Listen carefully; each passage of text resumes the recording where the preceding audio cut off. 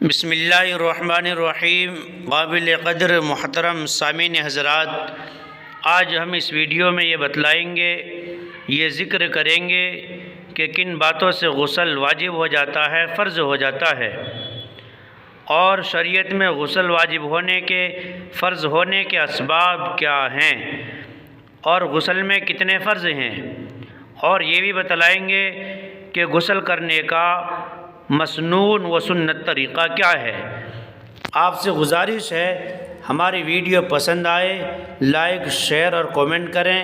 Islamic video کے لیے ہمارے چینل کو سبسکرائب ضرور کر لیں اور بیل آئیکن کا بٹن ضرور دبائیں تاکہ ہماری ہر نئی ویڈیو کا نوٹیفیکیشن آپ تک پہنچ سکے۔ تو چلیے عرض کرتے ہیں کہ کن باتوں سے غسل واجب ہو جاتا ہے، فرض ہو جاتا ہے۔ شریعت میں غسل واجب ہونے کے، فرض ہونے کے اسباب کیا ہیں؟ غسل واجب ہونے کے 3 اسباب ہیں۔ نمبر 1 جنابت، اس کا تحقق، اس کا پایا جانا سوتے یا جاگتے شہوت کے ساتھ منی کے خروج سے ہوتا ہے، منی کے نکلنے سے ہوتا ہے۔ اگر جاگتے ہوئے یہ صورت پیش آئے تو اس کو انزال کہتے ہیں، اور اگر سوتے ہوئے پیش آئے تو اسے احتلام کہتے ہیں۔ اسی طرح جماع کے وقت، صحبت کے وقت مرد و عورت کی شرمگاہیں مل جائیں تو اس کی وجہ سے بھی غسل واجب ہو جاتا ہے، اگرچہ منی کا خروج نہ ہوا ہو، منی نہ نکلا ہو۔ گویا کہ یہ صورت بھی جنابت کے حکم میں داخل ہے۔ غسل کے وجوب کا، غسل کے واجب ہونے کا دوسرا سبب حیض کا انقطاع ہے۔ عورت کے اگلے حصے سے ہر ماہ، ہر مہینہ جو معمولی بلڈ اور خون آتا ہے اس کو حیض کہتے ہیں۔ یعنی عورت کو جب ماہواری کا، MC کا خون آنا بند ہو جائے تو طہارت کے لیے، پاک ہونے کے لیے، پاکی حاصل کرنے کے لیے اس پر غسل ضروری ہوتا ہے۔ وجوب غسل کا، غسل کے واجب ہونے کا تیسرا سبب نفاس کا انقطاع ہے۔ بچے کی پیدائش پر جو خون جاری ہوتا ہے اس کو نفاس کہتے ہیں۔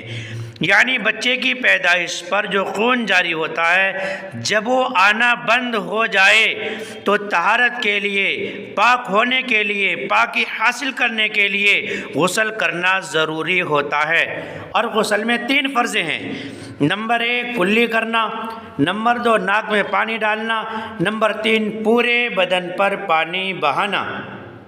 اور غسل کرنے کا مسنون و سنت طریقہ یہ ہے کہ اولا نیت حاضر کر کے بسم اللہ پڑھ کر دونوں ہاتھ دھوئے، پھر شرمگاہ دھوئے، خواہ اس پر نجاست ہو یا نہ ہو، ناپاکی ہو یا نہ ہو، پھر مکمل وضو کرے، پھر داہنے کندھے پر سے 3 مرتبہ پانی بہائے، اس کے بعد بائیں کندھے پر 3 مرتبہ پانی ڈالے، اس کے بعد سر پر 3 مرتبہ پانی ڈالے، رگڑ کر سارے اعضاء کو، سارے بدن کو دھوئے۔ قبلہ رخ غسل نہ کرے، قبلے کی طرف منہ کر کے غسل نہ کرے، ضرورت سے زیادہ پانی نہ بہائے، تنہائی میں غسل کرے، اکیلے میں غسل کرے۔ اگر غسل خانے میں پانی جمع ہو جاتا ہو تو غسل کے بعد وہاں سے ہٹ کر اپنے پیر پاک کرے، دھوئے۔